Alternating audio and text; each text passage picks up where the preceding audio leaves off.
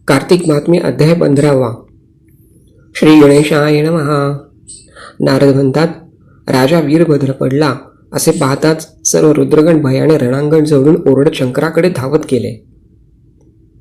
त्यांची आरडाओरड ऐकून चंद्रशेखर हसत हसत नंदीवर बसून रणभूमीवर आले. शंकर आले असे पाहून रुद्रगण सिंहनाद करून पुन्हा युद्धास निघाले व त्यांनी बाणांची वृष्टी करून पुष्कळ दैत्य मारले. तेव्हा दैत्य भयंकर शंकर स्वरूप पाहून घाबरून पळू लागले. जसे कार्तिक व्रत करणाऱ्याला पाहून भीतीने पापे पळतात तसे दैत्य रणातून पळू लागले. असे पाहून जलंधर संतापाने शंकरावर हजारो बाण सोडीत धावून आला. शुंभ निशुंभ श्वमुखी बलाह खंडरोबा प्रचंड घस्मर आदिक स्वरूप दैत्य शंकरावर चालून आले. बाणदृष्टीच्या अंधकाराने आपले गण व सैन्य वापले आहे असे पाहून शंकरांनी आपल्या बाणांनी ते बाणांचे जाळे तोडून आकाश व्यापून टाकले. दैत्यानेही प्रचंड बाण सोडून त्यांच्या टळीनेच घाबरवून त्या बाणजलांनी त्यांना पृथ्वीवर पाडिले. नंतर क्रुद्ध होऊन खड्गरोम्यांचे मस्तक परशुने तोडले व खड्गाने बालहक्काचे शिर दुभंग केले. पाशाने घसमर दैत्याला बांधून जमिनीवर पाडले. तसेच नंदीने किती एक दैत्य मारले व बाणाने किती एक पाडिले. तेव्हा दैत्य जसे सिंहाने पीडित हत्ती पळतात तसे ते उभे राहू शकले नाहीत. तेव्हा जालंधर अतिशय संतापून विजेच्या कडकडाटाप्रमाणे आवाज करून शंकरास युद्धास हाक मारून म्हणाला. जालंधर म्हणतो, हे शंकरा, तू माझ्याशी युद्ध कर. या गरिबांना मारल्याने काय फल होणार? हे जटाधरा, तुझे काय सामर्थ्य असेल ते मला दाखव.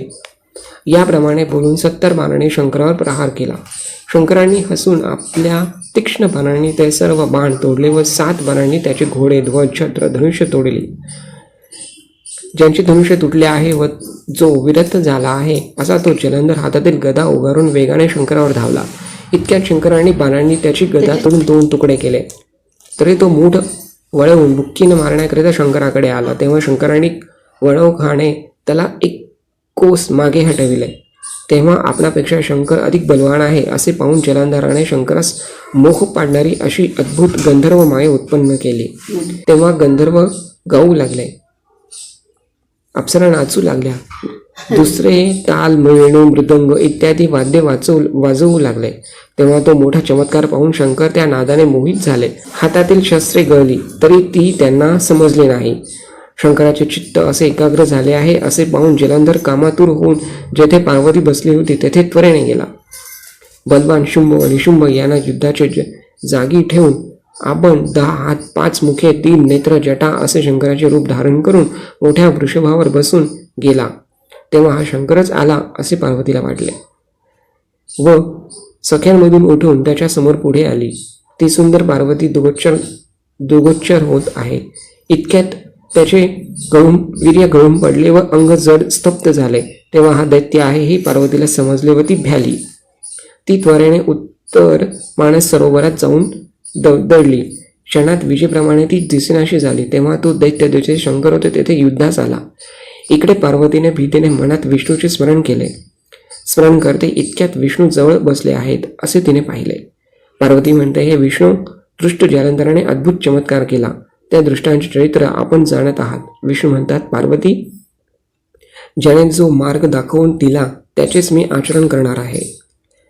तो स्त्रीचे पतिव्रत्याचे सुरक्षित आहे तोपर्यंत कशानेही मरणार नाही. नारद म्हणतात, विष्णू याप्रमाणे बोलून जालंधराच्या नगरास नेले. नंतर शंकर गंधर्वाच्या नादात समरांगणात होते. ती गंधर्व माया नाहीशी होताच ते सावध झाले. शंकराच्या मनाला मोठा चमत्कार वाटला व रागाने पुन्हा जलंधराशी युद्धास निघाले. दैत्याने पुन्हा शंकर आलेले पाहून त्यांच्यावर बाणांचा वर्षाव केला.